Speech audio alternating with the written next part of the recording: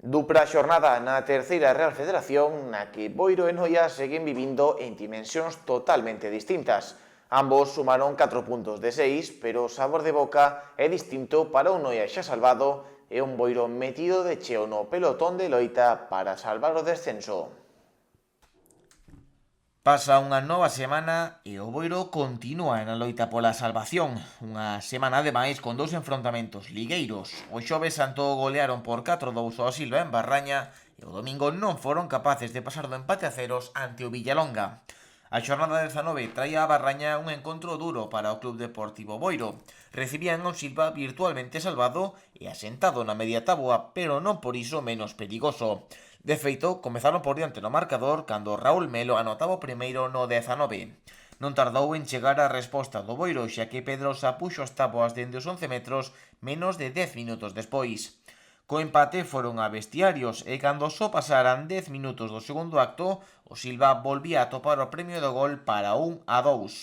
Foi nese momento cando Iago García puxo o traxe de Salvador para o Boiro e con goles no 60, no 69 e no 75 firmou un hat-trick para asegurar a vitoria ante os coruñeses.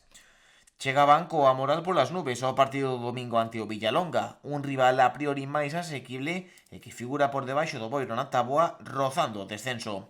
O partido serouse cun agridoce 0-0 que non deixou a ningún equipo contento. Non houbo demasiadas ocasións para ningún dos dous conxuntos, a excepción dun par de chegadas de Sila e Iago García que non atoparon porta.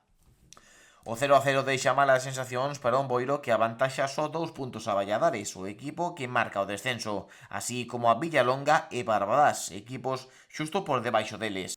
Os de Vilalonga atópanse nunha situación máis proveitosa, xa que malia non aproveitar esta oportunidade, deben disputar aínda o seu encontro adiado ante o Betanzos. Por diante quedan o Boiro, encontros ante o Barbadás, Somozas e Gran Peña.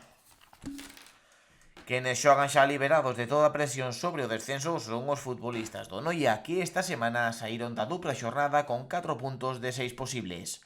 Un empate ante o Atlético Arteixo e unha vitoria ante o Barbadás servíronlles para manterse na sétima posición. O partido do Xoves Santo, aínda que semellando ser o máis doado da semana, comezou da peor maneira posible. Os locais adiantáronse aos 5 minutos, polo que o Noia tivo que remar a contracorrente dende ben cedo. No engadido do primeiro tempo, Xavi Castiñeiras conseguía igualar o marcador. Conseguía igualar o Luminoso, un marcador que xa non se movería ata o final do encontro. 1-1 ante un equipo en descenso, resultado que non gustou no Noia. Aínda que virtualmente salvado, chegaba o encontro do domingo coa necesidade de sumar de 3 para deixar selada a súa presenza un ano máis na terceira Real Federación. Cando semellaba que o partido ante o Barbada remataría con outro empate igual que ante o Atlético Arteixo, Axela apareceu no tempo engadido para deixar a vitoria no Julio Mato. Con 46 puntos ocupan a sétima posición, a 4 da fase de ascenso. Aínda que dende o Noia non se fala de playoff, Iván Carril asegura que o equipo loitará por sumar o máximo número de puntos ante Villalbés, Polvorín e Betanzos.